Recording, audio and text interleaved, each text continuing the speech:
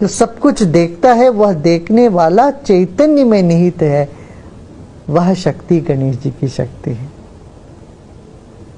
यद्यपि सब लोग इसको यदि समझ नहीं पाते हैं, इस बात को ऋषि मनीषा ने जाना, तो उन लोगों ने हर स्तर के लोगों के लिए कुछ कुछ कहानियां बनाया, कुछ कुछ समझाने की ढंग रचाई, जिससे हर एक को कुछ न कुछ लाभ होता।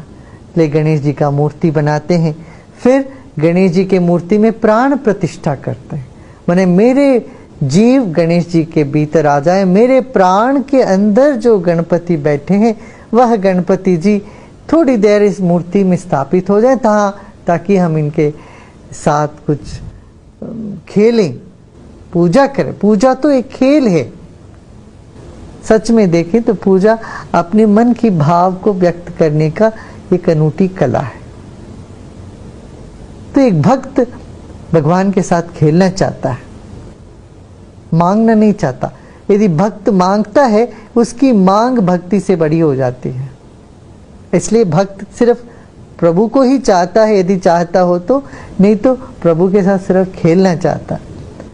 तो भगवान के साथ अपने भीतर जो विराजमान निर्गुण निराकार अनंत शक्ति है, उस शक्ति को साकार रूप में खेलने के लिए आवाहन देते हैं, वह गणेश जी की पूजा है। तो मिट्टी से गणपति को बनाया, फिर कहते हैं गणपति का प्राण मेरा प्राण, इनका जीव मेरा जीव। फिर प्रार्थना करते, हे भगवान जो मेरे भीतर हमेशा रहते हो, थोड़ी देर इस मूर्ति में आके बैठ जाओ, ताकि मैं आपसे खेलना चाहता हूँ। जो आपने मेरे साथ किया या मुझको किया, मेरे ऊपर आपने मेहरबान किया, वह सब मैं आपको प्रदर्शन करना चाहता हूँ।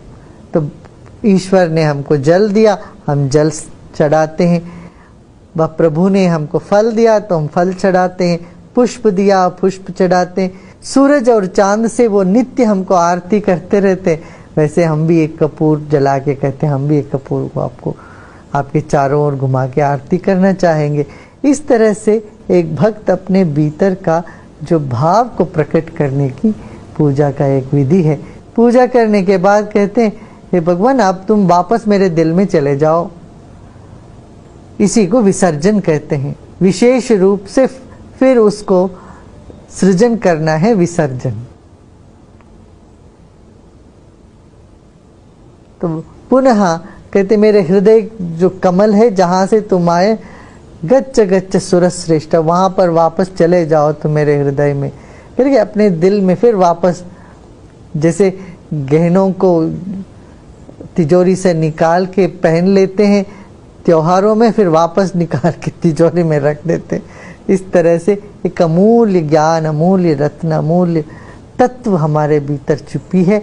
उस चेतना को एक खेल के रूप में जीवन में आनंद का उत्सव मनाने का ये एक प्रक्रिया है, गणेशोत्सव।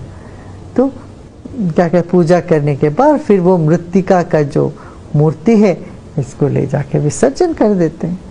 तो खूब जानते हुए ईश्वर सिर्फ मूर्ति में नहीं है, ईश्वर सर्वव्यापी है, और उस सर्वव्यापी को साकार रूप में पाकर वह साकार का भी आनंद लेने का ही त्योहार गणेशोत्सव है।